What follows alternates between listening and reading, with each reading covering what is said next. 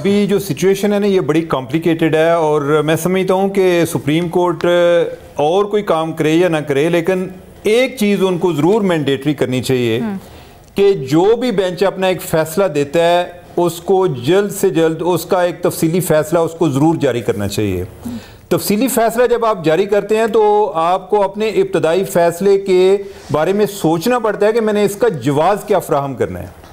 اب یہ ہے کہ اگر ہم یہ سمجھ لیں کہ جو پہلا بینچ ہے وہ بڑا ہیومن رائٹس کے حوالے سے ان کی بڑے سینسٹائز سے، تو ان کو یہ چاہیے تھا کہ اپنا ایک تفصیلی فیصلہ جاری کرتے تاکہ یہ ابہام ختم ہو جاتا اور وہ وجوہات بیان کرتے۔ اب ہوگا کیا؟ اب جو آپ ابھی فیصلہ یعنی کہ انہوں نے پہلے کو کالعدم قرار دیا ہے، اور جو باقی معاملہ ہے اس کا اثر بھی ان لوگوں پر پڑے گا کہ جو اس ٹائم قید میں ہیں، کیونکہ جب تک یہ فیصلہ نہیں آتا تو سپریم کورٹ مزید فیصلہ نہیں کرے گی، تو وہ تو ایک طرح سے سزا ہی بھگت رہے ہیں نا، وہ آلریڈی قید میں ہیں۔ یہ تو نہیں ہے کہ وہ اپنے گھروں میں بیٹھے ہوئے ہیں، تو وہ قید میں ہیں، ٹھیک ہے، تو ان کی قید جو ہے وہ بھی جاری رہے گی۔ لہٰذا اگر جو پہلا فیصلہ آیا تھا تو اس میں سوائے اس کے کہ اپنا ایک مختصر فیصلے کے علاوہ کوئی جو لیٹیگنٹس ہیں یا یعنی کہ جو اس کیس میں جو متاثرین ہیں ملٹری کورٹ کے حوالے سے، ان کو تو ایسا کوئی فائدہ نہیں ہوا۔ وہ فیصلہ جو ہے وہ ایک طرح سے کاؤنٹر پروڈکٹیو ہوا ہے، ٹھیک ہے۔ اچھا، دوسری بات یہ ہے کہ جس طرح یہ ذکر ہوا کہ عطر من اللہ جو ہے وہ بھی اس فیصلے کے اوپر اس لیے فائدہ نہیں ہوا۔ نہیں فائدہ نہیں ہوا۔ اب یہ ہے کہ جو ابھی جو ایک نظر ثانی والا بینچ ہے، اس نے بھی تو اسی کو ایک نظیر بنایا نا جی کہ پہلے اس کا تحریری فیصلہ آ جائے تو اس کے میرٹ کو بھی ہم ڈسکس کر لیں گے، تو لہٰذا ان کو پہلے بینچ کو تو چاہیے کہ اپنا ایک تفصیلی فیصلہ جاری کریں تاکہ پتہ چلے۔ اور یہ اکثر ہوتا کیا ہے کہ ایک دفعہ کوئی ایک اور کیس تھا جو کہ ثاقب نثار صاحب نے اپنے جانے سے کوئی ایک ہفتہ پہلے سنایا، اور وہ یہ جو ہمارا ادھر ہے کانسٹیٹیوشن 1 ایوینیو پہ جو ٹاور ہے اس کے بارے میں تھا، اس کا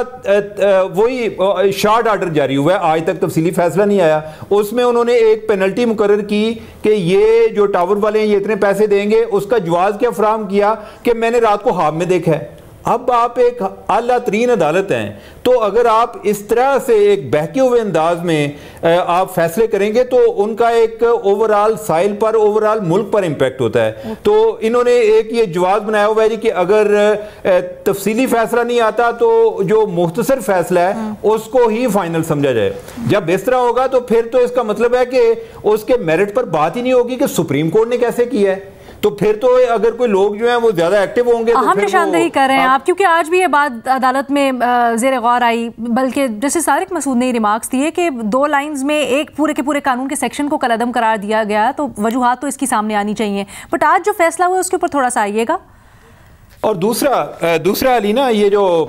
جس طرح شہزاد بات کر رہے تھے کہ جسٹس عطر من اللہ کی کہ وہ بھی اس کا حصہ نہیں بننا چاہ رہے تھے، یا جو جسٹس منصور علی شاہ ہیں انہوں نے بھی ایک جواز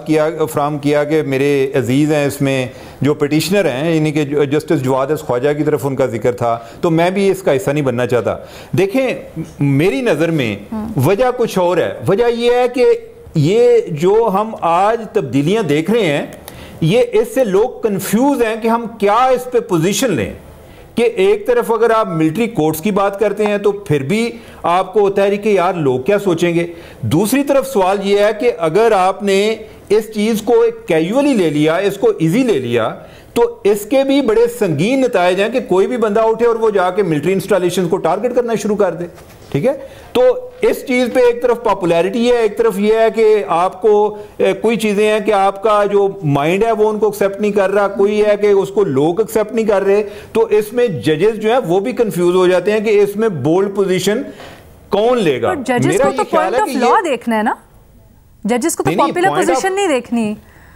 یہی تو بات ہے نا، پوائنٹ آف لا دیکھنا ہے نا۔ اب اس میں پھر بات آ جائے گی جو ہم پہلے کر رہے تھے، پوائنٹ آف لا بھی تب ہوگا کہ جو موجودہ بینچ ہے وہ بھی تو تب اس پہ کچھ کرے گا کہ جو پہلے انہوں نے جو فیصلہ دیا اس کے میرٹ کو دیکھے گا, اس کے میرٹ کو ڈیبیٹ کرے گا, آگے ان کی ایک اپنی رائے ہے کہ وہ کہیں گے جی کہ ہم اگر اس سے اختلاف کرتے ہیں تو کس بنیاد پہ کرتے ہیں. ابھی اگر وہ فیصلہ دیں گے تو ایک دو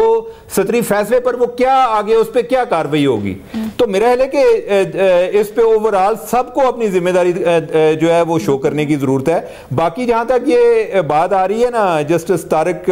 مسعود صاحب کی کہ انہیں بیٹھنا چاہیے تھا یا نہیں چاہیے تھا, یہ ابھی حال کی بات ہے کہ جسٹس جواد ایس خواجہ کسی جگہ پہ ایز اے چیف گیسٹ آئے ہوئے تھے اور ادھر یہی بات جو ہے وہ دوبارہ آ گئی. اور جواد ایس خواجہ جو ہے نا, ایک تو طارق صاحب جو ہیں, طارق مسعود صاحب ان کے پرانے فیصلے کا حوالہ دے رہے ہیں, میں ابھی حالیہ کی ان کی بات کر رہا ہوں. تو اس میں انہوں کو پوچھا گیا جی کہ اگر کسی جگہ پہ کوئی کانفلکٹ آف انٹرسٹ آ جاتا ہے یا اگر کوئی اس پر کوئی اعتراض کر دیتا ہے جج پہ تو اس کو کیا کرنا چاہیے. تو اس پہ انہوں نے کہا جی کہ جو ہے نا یہ جج پر چھوڑ دینا چاہیے. ٹھیک ہے, تو میرا خیال ہے کہ اس معاملے میں اچھا ایک تو یہ ہے کہ ایک آپ کی اخلاقی پوزیشن تو یہ ہے کہ آپ کو پیچھے ہٹ جانا چاہیے. اب اس کا جو ایک دوسرا پہلو آتا ہے, دوسرا پہلو یہ آتا ہے کہ بعض اوقات لوگ اس کو ویپن استعمال کرنا شروع کر دیتے ہیں کہ کسی پارٹی کو اگر آئیڈیا ہے کہ ہمارے فلاں جو ججز ہیں وہ ہمارے حق میں ہیں, وہ کہیں گے جی کہ اگر ان کے کوئی علاوہ ہوگا تو ہم ان پر اعتماد ہی نہیں کرتے. تو یہ بھی ایک بڑا کنفیوژن پوائنٹ ہے کہ جس پہ آپ ہماری کنفیوژن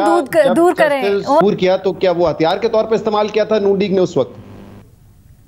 نہیں, میں شہزاد اس کی ایک میں کیس کی بات نہیں کر رہا. یہ اگر آپ نے اس چیز کے بارے میں طے کرنا ہے تو ادھر یہ آرگومنٹس آتے ہیں, میں اس کی بات کر رہا ہوں کہ آپ کو کوئی اگر آپ یہ بات کر لیں پی ٹی آئی والے جو جج ہیں ان کے حق میں فیصلہ کیا ہوا ہے, ایک میں ان کے خلاف آتا ہے تو وہ کہتے ہیں ہم آئندہ ان پر اعتماد نہیں کرتے. اچھا یہ ڈیبیٹ ہمیشہ رہے گی, اس وقت بھی تھی. اس کو ہم سمپلیفائی کر لیتے ہیں, ہم اس کو کیس ٹو کیس دیکھتے ہیں, کیونکہ جب ججز کے اوپر اعتراض ہوتا ہے تو وہ اس کیس کی بنیاد پہ ہوتا ہے اسپیسیفکلی. اس کیس کے اندر کیا آپ سمجھتے ہیں, آپ کی کیا رائے, جسٹس طارق مسعود کو بیٹھنا چاہیے یا نہیں بیٹھنا چاہیے؟ دیکھیں میں آپ سے یہی بات کر رہا ہوں کہ آئیڈیلی تو بہتر یہ ہے کہ اگر ان پر کوئی اعتراض آ رہا ہے, اور خاص طور پہ یہ جس طرح کے ریمارکس کا آپ نے ذکر کیا کہ بنیادی حقوق کیا چیزیں ہیں یا میں ادھر اٹھ جاؤں بیٹھ جاؤں, یہ تو ایک دونس داندلی والی بات ہے. ان کو ذرا ان چیزوں کو بہتر طریقے سے ہینڈل کرنا چاہیے تھا اور دلیل کے ساتھ ہینڈل کرنا چاہیے تھا جی کہ اگر میں نہیں ہوتا تو کوئی اور کس طرح فرق کس طرح آئے گا, یا میرے پہ اعتراض ہے تو اس میں کتنا ویٹیج ہے, اس پر بات ہونی چاہیے تھی. انہوں نے جس انداز میں اس چیز کو کنڈکٹ کیا میرے خیال ہے وہ کوئی اتنا مناسب نہیں تھا. اوکے عمر پلیز مجھے اسپیسیفکلی بتا دیجیے گا کہ آج جو حکم آیا ہے اس کے اوپر آپ کو لگتا ہے کہ محتاط ہونا چاہیے تھا تھوڑا سا, اسی طرح رہنے دیتے, آگے سن لیتے, معاملہ مؤخر کر دیتے تو زیادہ بہتر ہوتا, یا پھر جو ٹرائل کرنے کی اجازت دے دی گئی ہے وہ آپ کی رائے میں بالکل صحیح ہے؟ بالکل شارٹلی دیکھیں ٹرائل کی رائے, یہ اگین یہ کنفیوژن والا معاملہ ہے, یہ اتنا سادہ معاملہ نہیں ہے. ٹرائل کی آپ نے اجازت دے دی, بندے ادھر لٹکے ہوئے ہیں. آپ یہ کہہ رہے ہیں کہ ادھر تفصیلی فیصلہ جب تک نہیں آئے گا ہم کوئی چیزیں طے نہیں کریں گے, اس دوران وہ بندے ادھر قید میں انتظار کرتے رہیں گے کہ ہمارا سپریم کورٹ نے فیصلہ کیا کرنا ہے کہ یہ ٹرائل جو ہے یہ لیگل ہے یا نہیں لیگل. تو یہ معاملہ سپریم کورٹ کو اس کنفیوژن سے سپریم کورٹ کو نکلنا چاہیے, اور جو پہلے بینچ تھا ان کو بھی اپنا فیصلہ تحریری ایک شکل میں تفصیلی فیصلہ اپنا جاری کرنا چاہیے.